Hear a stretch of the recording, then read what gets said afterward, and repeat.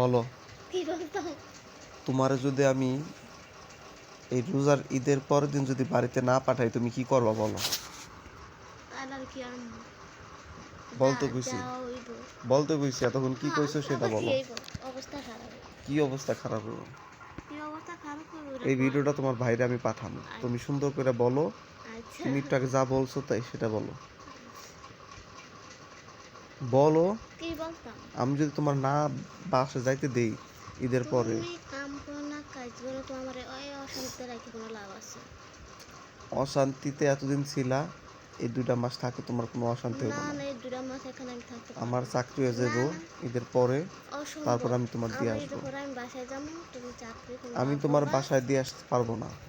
না আমি না, চাই তুমি ঈদ পর্যন্ত যদি থাকবা। না দেখতে না দিও, আমি যেতে পারবো, সমস্যা নেই। তুমি যাইতে পারবা? আমি যেতে পারবো। কেমনে? আমি কেমনে যাইতে পারবো ওইটা আমার টাইম না না, তুমি বলে ফাঁসি দিবা ওই যে ফ্যানের লগে, এত অনেকদিন কইছে কথাটা, এখনো কইছো। তাই যে তোমার বাইরে আমি ভিডিওটা দেখামু, এই যে তুমি এই যে ফাঁসি দিবা। আচ্ছা দেখাও। ঠিক আছে, আচ্ছা তোমার মুখ দেখো একটু, কি কইতে ফাঁসি হবে? দিবা কও। আমি ফাঁসি দেয় না কে আর তুমি এই কথা পরের কইছো। ব্যাপার, ঠিক আছে? এখন ঈদের পরে আমি সবাই বাড়াতে দিতে দেয়, আমি হ্যাঁ যাও। যাবো। আমার 3 মাস ধরে আমি এনে আইছি, যে অশান্তির ভিতরে আছি। তুমি যে 8 মাস থাইকে আইলা, আমি 8 মাস থাকছি, 3 মাস মনে করো 3 বছরের মতো। তুমি 8 মাস থাইকে আইছো, এখন তুমি যাইতে চাও কেন বলো?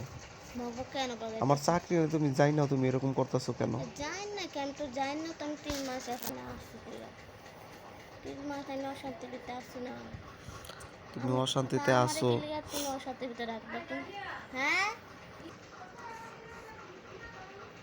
মাঝে মধ্যে মনে হয় কি জানো, তুমি আমার বউ না। তো আমি কি বললাম? মাঝে মধ্যে মনে হয় কি তুমি আমার বউ না, তুমি আমার শত্রু।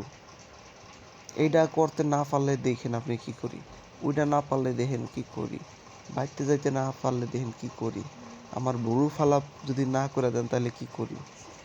ঠিক আছে, এটা আমি ইউটিউবে ছাড়বো, আমার বন্ধুরা দেখবে, বন্ধুরা কমেন্ট করবে যে এই যে তুমি পাগলামি করতেছো, এই পাগলামি কি ঠিক আছে নাকি।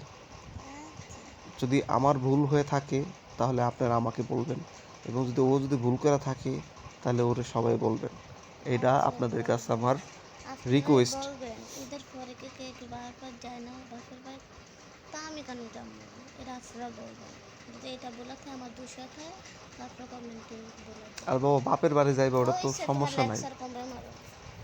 জামাই বলছে যে তুমি কোরবানিতে যাইবা, আমি তোমার নিজে কবে দিয়ে বলছেন আসবো। কোনদিন যাবো? আমি বলছি, কোনদিন কইছি? আমি কইছি। তুমি কইলে হইব? তা আমি কইলেও না, আমি তোমার জামাই না। জামাই লিখেছি। নাকি তোমার অন্য কেউ কিছু অন্য লাগে? কেউ না, জামাই এখন এখন যেরকম জামাই যেটা কইবো আমি সেটা শুনবা। শেষ, এক কথা শেষ। এখানে থাকতে হবে তোমার 2 থেকে 10 মাস। তাহলে যদি 2 মাস থাকতে চাও তাহলে আগে 1 মাস থাকতে পারবা, আর যদি 2 মাস না থাকতে চাও তাহলে 10 মাস থাকতে হবে এখানে। থাকতে হবে 10 মাস।